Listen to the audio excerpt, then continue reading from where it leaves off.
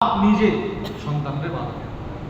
আচ্ছা আপনি বলেন তো, যেই ছেলেটাকে আপনি বাধা দিচ্ছেন ওই ছেলেটা 3 দিন তবলিগে গেলে তার লস হবে না লাভ হবে? কি পরিমাণ! ওই দিন গত কয়েকদিন আগে আমার মাদ্রাসায় আমাদের ব্রাহ্মণবাড়িয়া জেলা মার্কাজের সম্মানিত ইমাম এবং সালের সাথী উনি আসছে আমার দাওয়াত করার জন্য। তো আসার পরে আমাকে বলতেছে যে হযরত, আপনি তো দূর দূরান্তে যান, আমার একটা আবদার থাকবে, জামাতের সাথে একটু সময় দিলে। আমি বললাম যে আমি দিয়েছি তো, আমি তো নিজেও চিল্লা দিছি আলহামদুলিল্লাহ দিই। আমার এলাকাতে কোনো জামাত আসলে আমি হাজার ব্যস্ততার মধ্যেও ওখানে একটু সাক্ষাৎ করে আসি, দিলে ফায়দাটা কি? তো ওই তিনি বলতেছেন যে নেত্রকোনা থেকে একটা জামাত আমাদের ব্রাহ্মণবাড়িয়াতে আসছে শহরে। ওই জামাতের আমির সাহেব বলতেছে হুজুর, জামাত আসার পর ওই ইমাম সাহেব হুজুর সাক্ষাৎ করতে গেছে, 2-4 দিন গেছে পরেই গেছে। তো বলতেছে হুজুর, এই ছেলেটাকে বাড়ি থেকে বের করতে খুব কষ্ট হয়েছে। তার বাপ এক পায়ে খাড়া, সন্তানকে জামাতে বের হতে দিবে না, সন্তানকে বাধা দিতেছে। না না হুজুর, তারা নেওয়া যাবে না। বাধা কাকে বলে? তো আমি সব বলতেছে আমি খুব কষ্ট করে বুঝায়া সমঝায়া খুব কষ্ট করে তারা নিয়ে আসছি।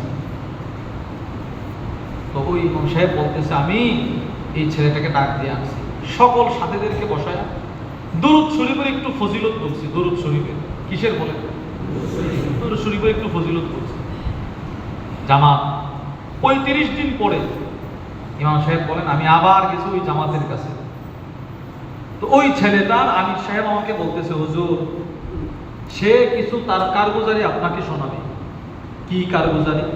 তো ছেলেটা সে বলতেছে হুজুর, আমি 35 দিন এর ভিতরে 35টা রোজা রাখছি।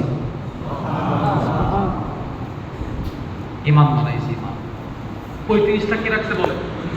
আচ্ছা আপনারা বলেন তো, আমার ওই ভাই যদি জামাতে না আসতেন তাহলে কি সে 35টা রোজা রাখতো?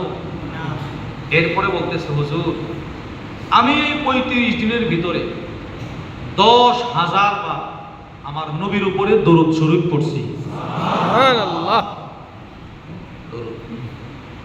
আমরা তো পড়ি না, আমরা তো ইমান না। আমাদের জামিয়া রশিদিয়ার ফেনীর হযরত ওয়ালা আল্লামা মুফতি শহীদুল্লাহ হাফিজাহুল্লাহ অনেকগুলো বুজুর্গ, হুজুরের ছোট্ট একটা কিতাব, এই আপনাদের সিলেটের ইসলাহি মজলিস হয় আমাদের প্রত্যেক ইংরেজি মাসের 3য় শনিবার শায়েখ দামাত বারাকাতুহুম আসেন। তো ওই মজলিসে আসতেছি, গাড়িতে বসে বসে একটা কিতাব পড়তেছি। ওই কিতাবের মধ্যে আছে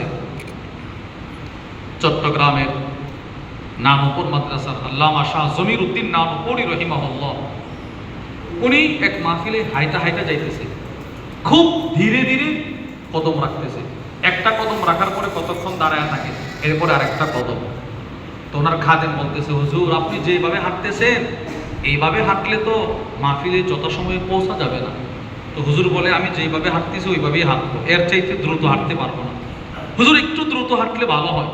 তো হুজুর বলে শোনো, আমি একটা কদম ফেলার পর একবার আমার নবীর উপরে দুরূদ না পড়া পর্যন্ত সামনে আরেকটা কদম অগ্রসর হয় না। সুবহানাল্লাহ।